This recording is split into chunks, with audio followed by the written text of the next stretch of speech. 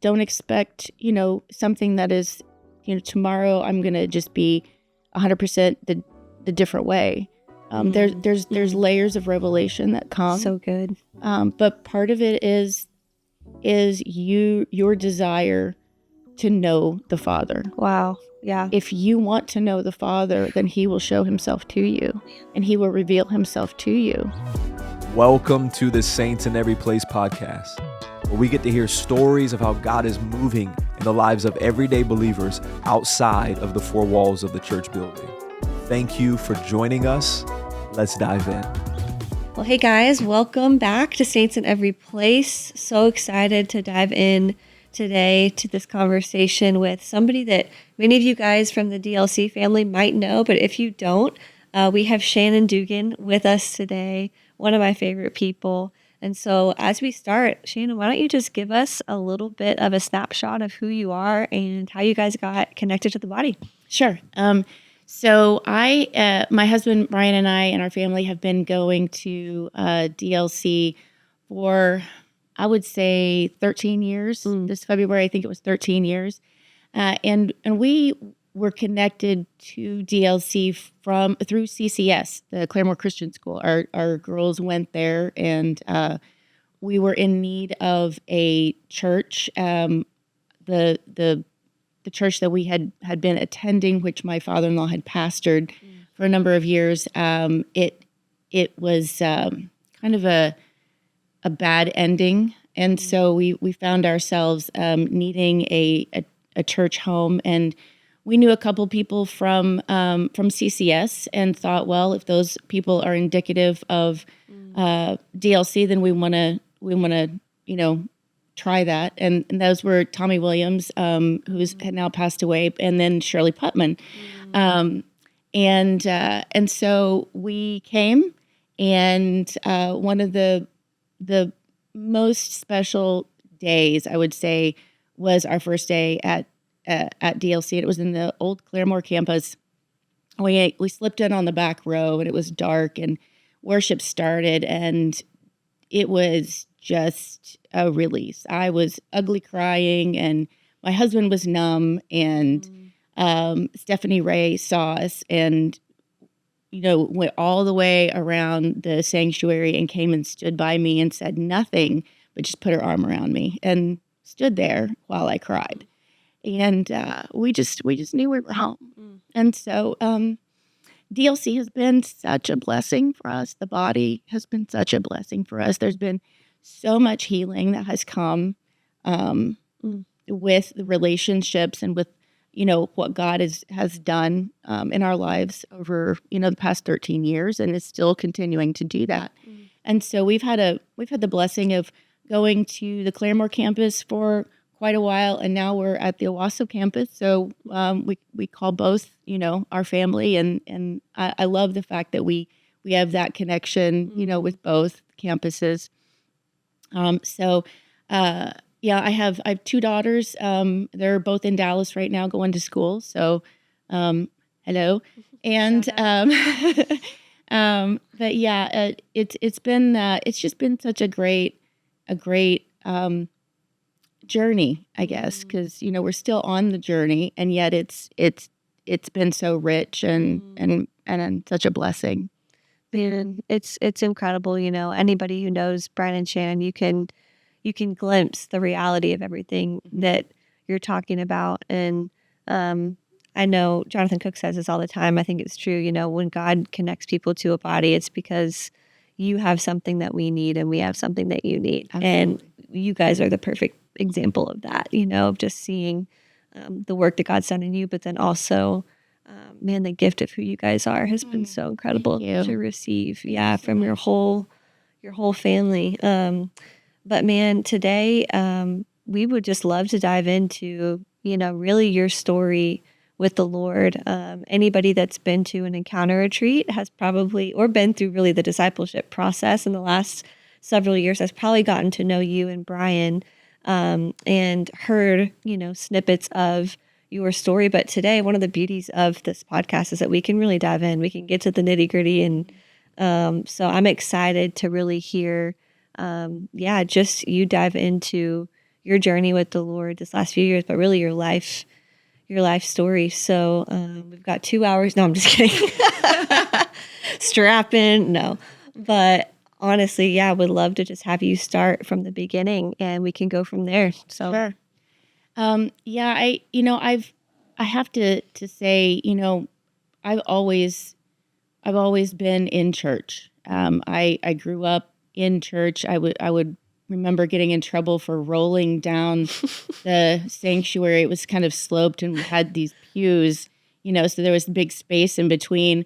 And I would get in trouble because I would just start at the top and I would roll down underneath, and not during service, but after, instead of running through the sanctuary, I was rolling underneath the pews. And so a lot of my memories have been in church, and saw my parents working in church and doing things like that. And so I was introduced to God and to Jesus at a very early age. And I remember probably 4 years old, I remember sitting in the church and really feeling just a tug of, I should go down and accept Jesus as my Savior.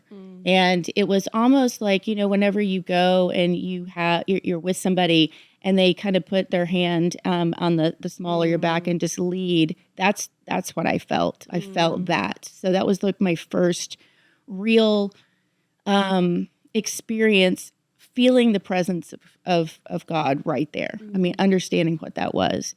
And so, I went to church. I did all of the things. I believed. I was, I wanted to be a follower of Christ. And then my family was pretty dysfunctional, which a lot of people have that. And so by the time I was a teenager, my parents had split up a couple of times and then gotten back together. My dad had left and come back, and it was kind of kind of a strange thing. But my mom, before I could drive, my mom would drive me to church and not stay, and then she would come back and pick me up. So I remember thinking, okay, I know this is what I should do, but why isn't she? What's going on? And I think that now looking back, I think that that's where she was looking at hurts that people had done to her in the church, and she assigned those to God, and she blamed God for those. And I understand that. I can see how that could happen if you don't really understand who the Father is. And you don't understand that people are people, and they're going to sin, and they're going to treat you bad no matter where you are. And that's what, being in a family relationship and working that out, that's part of all of that. And so I think that that's something that a number of Christians suffer from, is that, once you come into a church, you feel like, okay, I should be a certain way.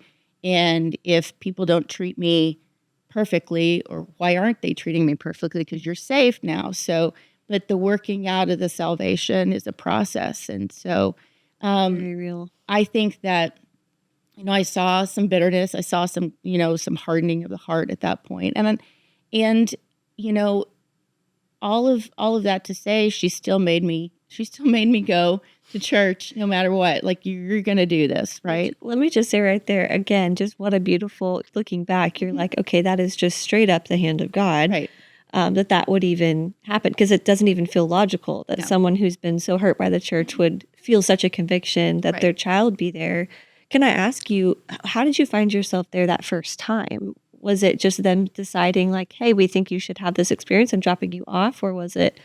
No, it was just, I would say it was just a gradual thing, because she, they used to go with me. Okay, so they started. As a family. Oh, okay, It was the same church, and it was a church in Owasso, and so we would go every Sunday. Okay, Every Sunday morning, every Sunday evening, we were in Sunday school. We were there, right? And then when they had trouble in their relationship, and that just really brimmed over, I think there may have been some shame associated with that because that was kind of looked down on. And so, all of that together, she just stopped coming and Okay. I went. Okay. Right. Gotcha. And so, she would be there to pick me up and take me and make sure that I had everything I needed. But, so growing up in a dysfunctional household, there's a lot of things that you take on as a child that you may not need to, you think you do, or you may need to because it's not being done. And so I had, I felt like I had to be the adult in the situation by the time I was in really junior high to high school Wow. age. And I know, other people grow up in much worse situations than that. I've heard their stories, but we all have something in common, and that is that you're doing something before the age that you should, right? You're taking on responsibility and taking on things that before you're really ready for it. And I remember thinking that not only did I have to be the peacemaker in the house, I had to be one of the breadwinners.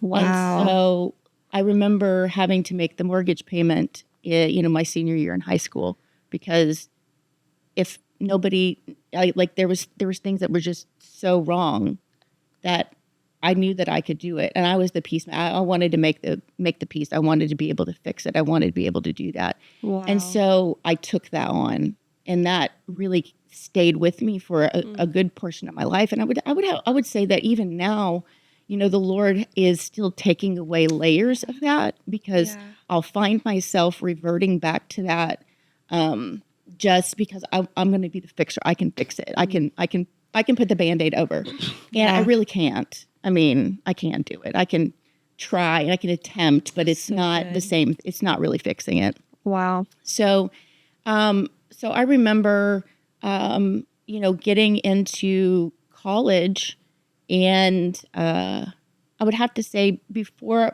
I got into college, I was probably counting down the days that I could leave.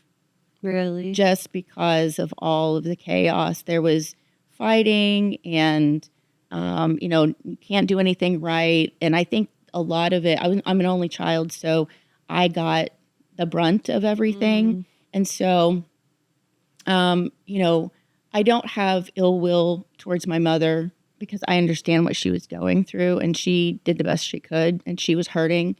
And the Lord has really helped me, even like in the past year, like shed some of that and really forgive and let that go. But, just trying to get out of a situation that you grew up in for a long time. Oh yeah. And then I went to college, and I thought, okay, I am the master of my own destiny. I can do whatever I want. And I made some really stupid decisions, really dumb decisions. I feel like, I wanted to not trust God. I knew he was there. I knew he cared for me. And like in certain moments, I knew that he was as real as you and I sitting here, and I felt him, but I didn't really understand how to relate to him. Man, so real.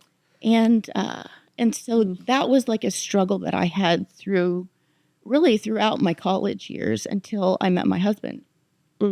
And he was the one who really showed unconditional love to me that I felt. Wow. And he was, I had walls up. I had all these things that I was like, okay, you can get so far, and then you hit a wall, and that's about all you get. And he kept pressing, and he kept like, no, there's more. Why won't you let me in? Why won't you trust me? Wow. And so he was probably the first person that I truly trusted. Wow. And we broke down the walls, and he stayed with me because he said I was worth it. So, so beautiful. In that, I remember having conversations with him because I'm adopted. I knew that my mom told me about that when I was in the 8th grade. Okay. And there was plenty of evidence when I was growing up. There's like a baby book, and it had like a little card in it that says I wasn't expected, I was selected, but it was blank. And so I'm sort of dense, didn't really get it. I thought it maybe came with the baby book. I didn't really know. And so she was like, okay, you're not going to get this until I tell you. So you're adopted. And I thought, okay, great, whatever. And I went on with my life. And The reality of it didn't really right. hit you It at that really age. didn't. And I mean, my perspective was that, this is where God placed me. This is my mom. I'm good with that. Like, it's no big deal. I didn't really understand any impact of what that would mean to me. And I really didn't understand family, frankly, because of how I grew up. And so I was just like, okay, this is good. Peace out, whatever. Life is good. Thanks for the info. And so talking to my husband, I'm telling him, hey, I'm adopted. This is the thing. And he's like, he was always wanting to know, do you want to know who your birth mother and father were? And I was, no, I'm good. Thanks. And so, we've been married for a number of years and gone through a lot of healing through Destiny Life and in our marriage and through multiple encounter retreats and, the discipleship program and just having people there that were spiritual mothers and fathers that really helped us and helped me understand, that maybe the stuff that I had gone through growing up wasn't normal because I knew it wasn't ideal.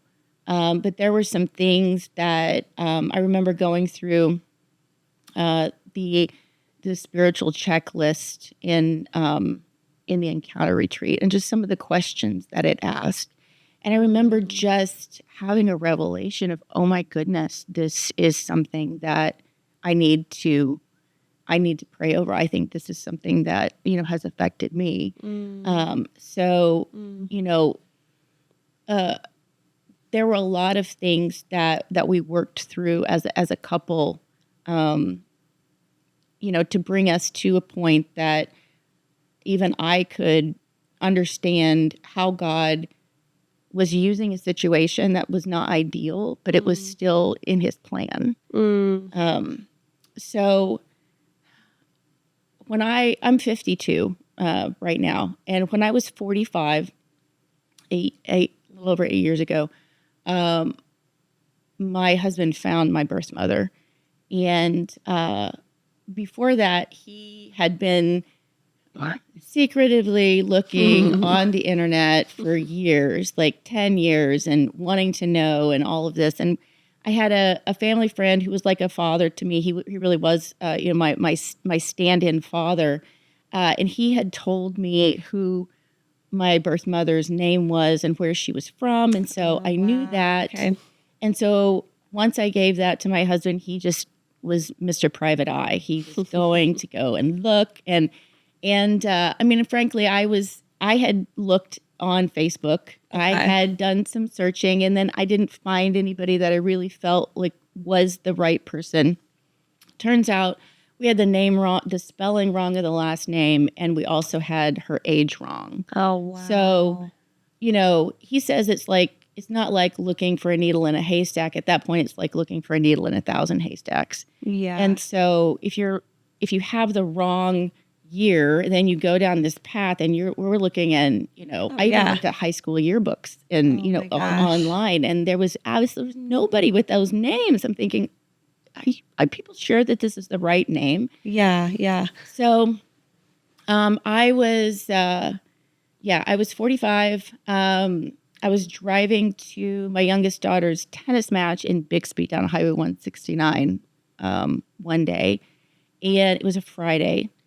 And Brian called me and said, I found her. And he did not say anything else, And I started weeping as I was driving. And I didn't know that it would mean that much. I had no idea that was in me. Yeah. and that I needed that because I'd been, I'm fine all these years, right? And, but, the Holy Spirit was getting ready to teach me an immense lesson about family. Wow. Yeah. And I thought that my family was my immediate family, and my family tree was just going to be stubby, and it was going to start with me. Right? I mean, that's really kind of the way I thought about it. Like my husband had been doing a lot of genealogy and finding records and things like that. And so I thought, okay, well, that side of the tree is going to be really nice. And then it's just going to have to start here. I'll be this little twig and it's going to be okay. And that's a really pathetic way to think about it. But that was okay with me. It's not now, but it was okay because I thought that was reality. Wow. But that day, God just decided to show me so many things and started such a work in my life. So I'm driving down the highway, and I need to go to Bixby. I need to go to the tennis match. And he said he found her, that she'd been looking for me. She found an adoption website. Wow. And found where she had posted 10 years before that, this is my story. These are the details that I know. Wow. Named certain names of the people that she stayed with that were associated with the church that my parents were going to. And he was like, oh my goodness, this is it. And then he found another post, and the next year she posted again. Well, she said, I know her name. Her name is Shannon. And the fact that something that was an idea, that I had a mother that brought me into this world and gave me up because she was selfless and it was the right thing to do. And she listened to the Holy Spirit. That she knew who I was. She knew my name. It was almost overwhelming because she became real. And she was somebody that I wanted to know at that point. I mean, my whole world changed. Wow. Gosh. And it's and I say this in the encounter, but it's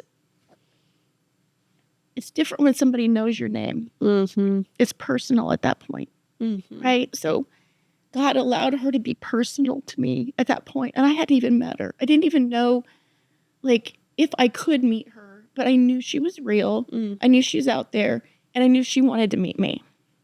Just that knowledge. Yeah. Just the power of that. Absolutely. It does. I think it speaks to that innate longing that every child has, no matter what your situation is when you get brought into the world. You want to be seen, known, loved. Just that knowledge that you are wanted. Even if you know that you've been wanted by the Lord, obviously, I think He wired us, with that innate knowledge of do you want me? And the fact that you came into your situation and all you knew was your normal, and that was okay for a while, it makes sense. But it was like that is what you see being unlocked with the knowledge that, no, my mom did want me. She does know my name. Right. There is a love there. It got in touch with that innate desire, right, that every child has, which is just beautiful. Yeah. So during the time it took me to go from, I think I was at 11th Street on Highway 169 when I got the call, to where I was at the tennis courts in Bixby. The secretary at my husband's work had done her job, and she was like private eye number 2. Oh my gosh. And she had been on Facebook. She found websites. She found, she had pictures of my sister and my brother and of, my mother and all of the things. She had all of it. And they had a website because my mother was she was a cake decorator. She had her own business. She did wedding cakes and things like that. And so there was a number at the bottom of the website. And so my husband's like, I'm texting you this number.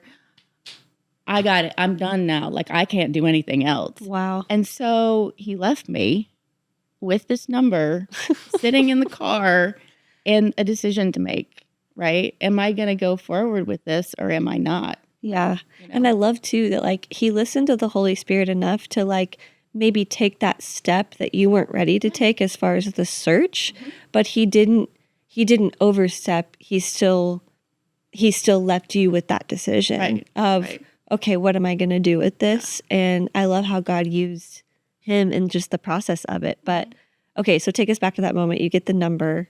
You're in your car.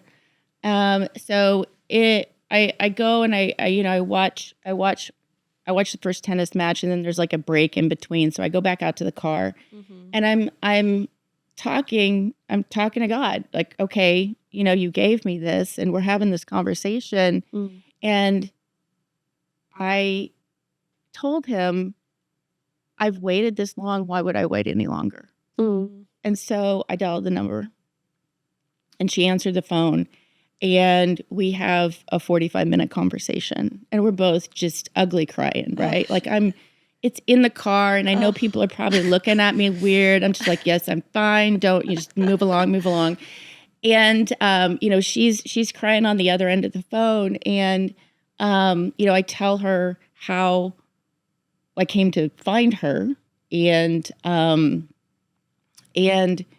she said, before we hung up, she said, I want you to know that I have always loved you. And something lifted. Something lifted because, like you said, you need to know that you were wanted. And, I think God was really dealing with the orphanity that I had in my heart. And he started to really peel that back and let me go through and understand not only did people here on earth want me. Yeah. My birth mother wanted me, and she gave me up because it was the best decision. And I understood in talking to her longer why that was the right decision and why she did it. And I'm incredibly thankful for that. And then my adoptive parents wanted me because they adopted me. They chose, right? But more than that, God showed me that he wanted me because he chose to put me here in this situation. And that he's always wanted me. And so those realizations, the just fundamental realizations that you need particularly about the Father. Yes. He started just revealing in just incredible ways. It was almost like revelation after revelation, the things that but once they get in your heart, they just change you. Yeah. And so, that was starting a process of being able to meet her and my siblings and everything. And a few weeks later, before the weekend before Mother's Day, they drove out and met me. So I met her, just a few weeks after we talked on the phone. And it was always comfortable. There was no awkwardness. So I have to say that was also the Holy Spirit, preparing the way and doing the things that he needed to do in order to make sure that there wasn't any weirdness. And so, talking with her, I asked about my father, like, hey, I'm in this situation. What's the deal? We might as well have everything. And so once again, I said that God wanted me, right? He chose me to be here. And it doesn't matter how he gets us here. Yes. And what circumstances. The point is that he wanted us here at this moment in time because we have a purpose. So good. Right? So good. So I'm the product of a rape. My mom was at a party, and when she was 18 with her sister, and They both got raped, but she got pregnant. Mm. And the idea that all life is precious and all life has a purpose, and it doesn't matter how you get here. That is the message that so many, I think, need because of the lie of our culture. That, I mean, I'll just say it, I mean, it's like we see people that promote abortion using the argument that because somebody might be brought into the world through an injustice, Right. or even into such a tough situation, that because life is hard, it's not valuable. Right. Like that is the lie. And you see where the Father just completely counteracts that by saying it does not matter. Right. If I ordained it, and we know he does, like life cannot exist without him, then there's purpose to it. And these stories are so valuable, because I even think there's so many women, that find themselves in these situations, that it would be so easy to buy into that without seeing the redemptive purposes of God on the other side. And that's what your story represents, Right. And I'm so passionate about, and part of this is what God has done in my life, right? I mean, we get passionate about the things that we've been through and how God has helped us through. But to help women or anybody understand their identity and who God sees them to be and why they're here. Like, who am I and why am I here? I remember thinking a long time ago, I don't know if I could ever answer that question truthfully. And I can absolutely answer that question now. Absolutely. Yeah. I am a child of the Most High God. I'm his daughter, and I'm here to fulfill his purpose in the earth, period. And he's going to let me know exactly what that is at any moment in time, and that's what I'm going to do. So good. It is no more difficult than that. And some of the lies that are out there are about introducing complexity and introducing things that don't matter into the equation. Yeah. And so it doesn't matter how you get here. It doesn't matter if your life is dysfunctional. I mean, I was brought into the world in a very, non-ideal way, given up for adoption, put into a really dysfunctional household. But that was the will of God. It's okay. Life isn't easy. It's never going to be easy. You can have easy times, but life is hard. It's not fair. Totally. And totally. I should not have the expectation that it is.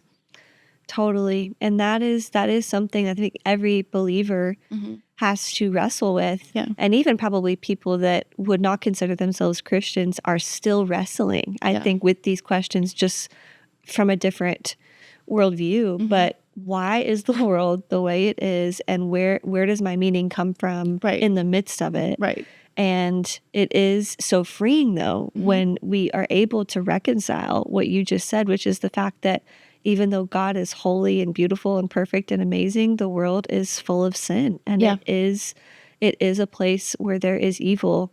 But because that's the truth, that does not mean that God's purposes don't prevail in the midst of it, know? And in fact, I've heard teachers say this, and I think it's true, that God reveals who he is by contrast. Absolutely. And the darker the evil or the darker the story, the more powerful and visible and beautiful the redemption is, I think, on the other side.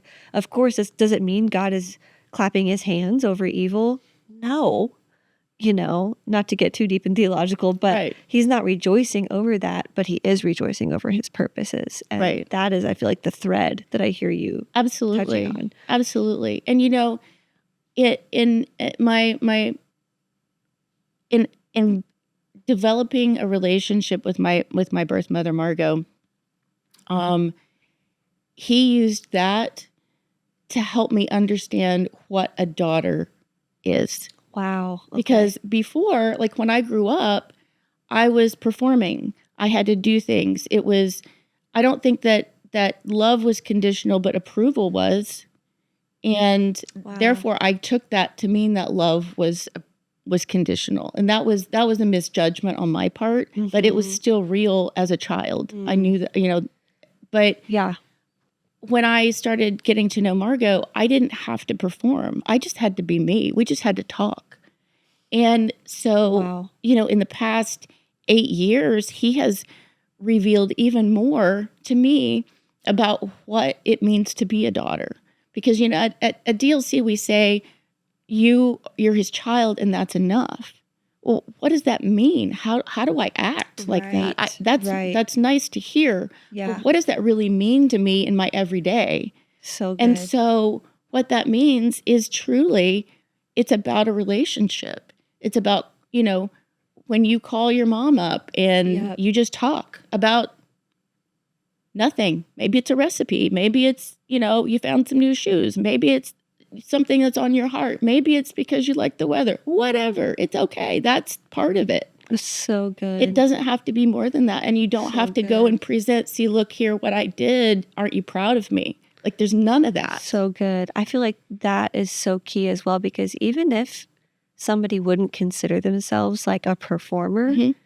I can relate to the fear of, I may not be performing or striving for their love, but I can't show them my ugly. Right. I can't not have it together. I can't have an off day. I can't miss it, because if that's the case, well then, so it still all goes back to, is this love conditional Yeah. or not? And man, I feel like it does not matter how young in the Lord you are or how old, that I think is probably, outside of seeing the redemptive power of the blood of Christ, the unconditional love of the Father is just, it's so fundamental. Right. Because it affects, as you're saying, it affected how you perceives yourself, life, everything. Can you take us back to even, Shannon, like, I know you said, in 8th grade when you found out you were adopted, you were like, okay, it seemed to be okay with you on the surface, but maybe that longing for approval, or maybe that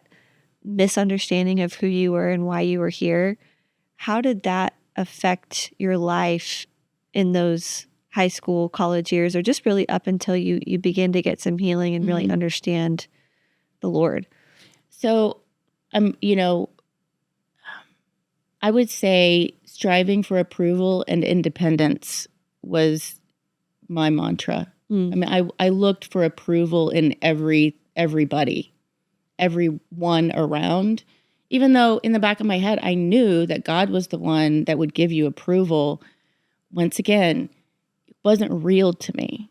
I knew it in my head, but I didn't know it in my spirit. I didn't know it for every day. I didn't have that revelation. And so I was still looking to friends or a boyfriend or, a professor or, even just anybody for approval on, am I doing well?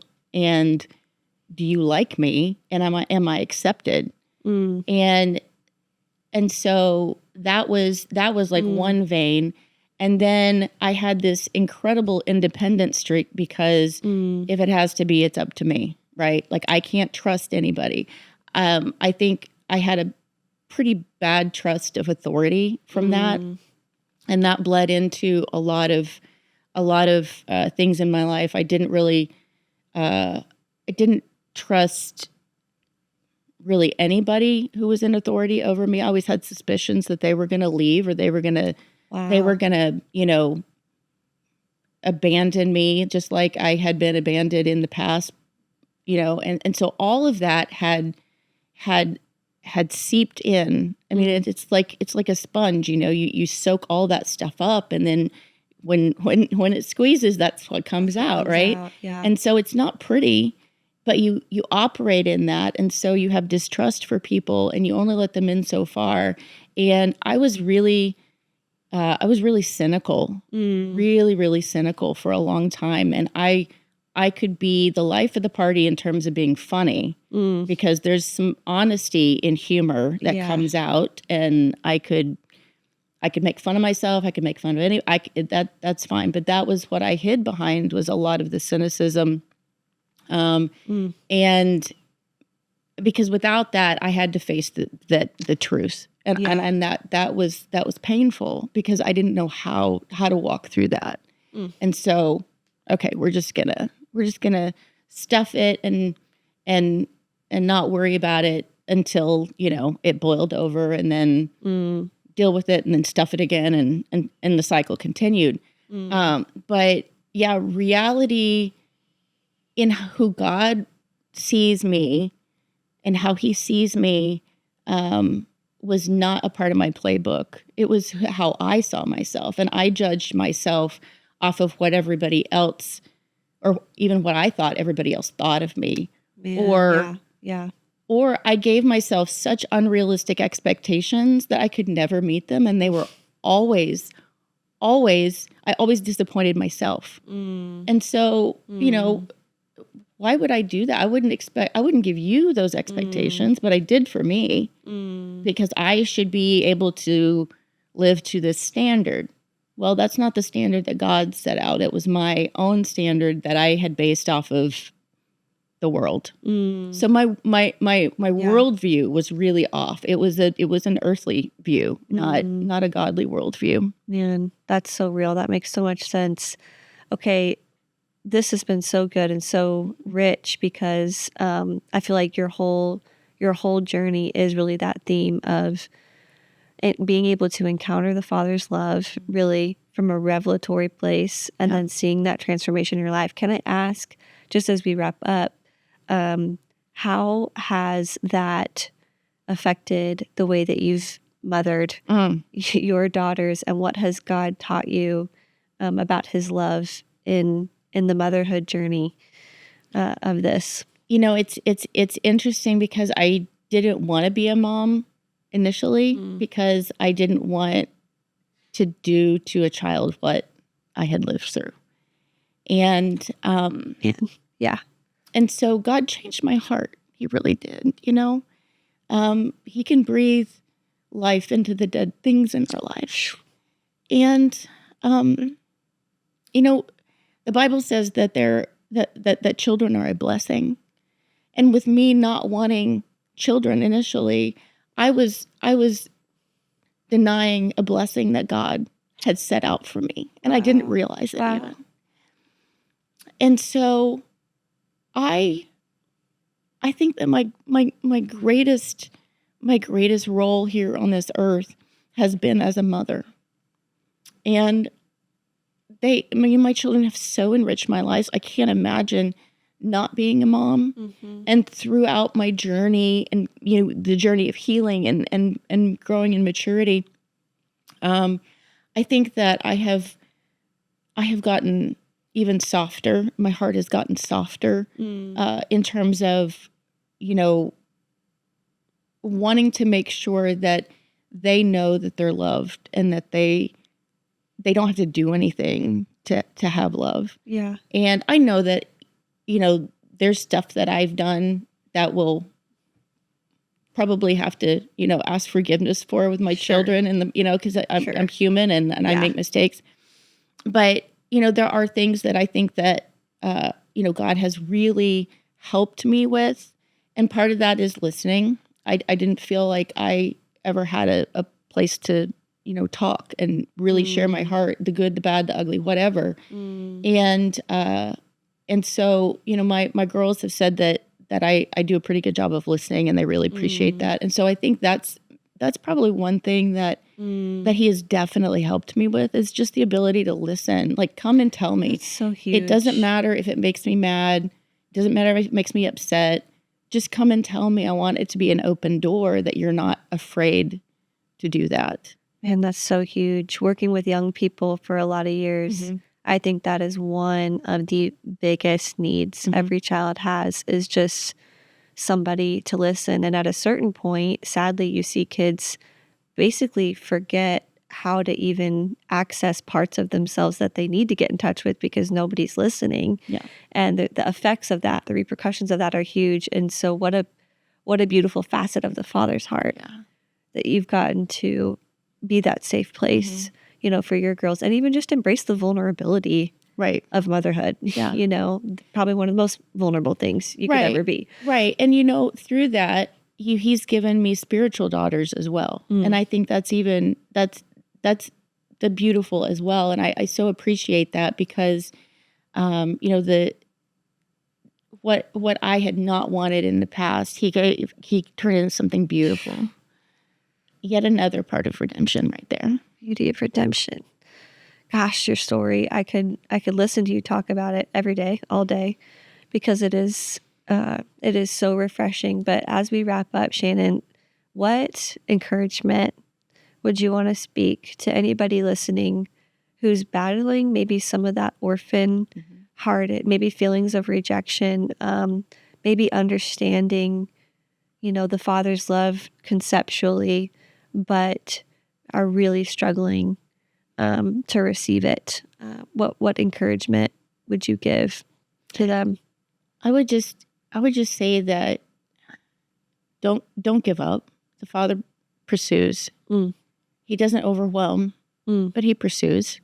And it doesn't have to happen overnight. I mean, I'm 52 and he's still working on me. Yeah. And don't expect, something that is, tomorrow I'm going to just be 100% the different way. There's layers of revelation that come. So good. But part of it is your desire to know the Father. Wow. Yeah. If you want to know the Father, then he will show himself to you and he will reveal himself to you. And part of my journey was really wanting to know the Father. And so I started getting into the Word, and I started asking questions, and I started, having people who could mentor me, and I could really just ask the tough questions. And sometimes they didn't have the answers, and that's okay. Not everybody has the answers. Sometimes the answers come from the Father, and you have to wait on that, and that's okay. But God has created you before the creation of the world. Yeah. I mean, he knew you before then. He knew you were going to be here at this moment, and he created you for this moment in time for a purpose. So and good. Not to feel left out, not to feel orphaned, not to feel like you don't have anybody, but that he wants you to seek him, and he can be that. He can be everything that you need. He can fill that hole, because he's done it for me, and he continues to do it. It's not a one-time thing. It's a continual filling. And, just ask. Literally just ask, and he'll do it. So good. So good. Well, man, Shannon, thank you so much for sharing your life with us. Just a little shout out to both you and Brian, but anybody that does not know Shannon and Brian, if you want to get to know them, and now you guys are down to build relationship. Yeah. They're amazing, but truly it's an honor to get to hear your story. And for everybody that's listening, thank you so much for tuning in, and we will see you guys next time. Once again, thank you for joining us for the Saints in Every Place podcast. We hope that you were encouraged and inspired to see God at work in and through your life, wherever he's placed you. We'll see you next time.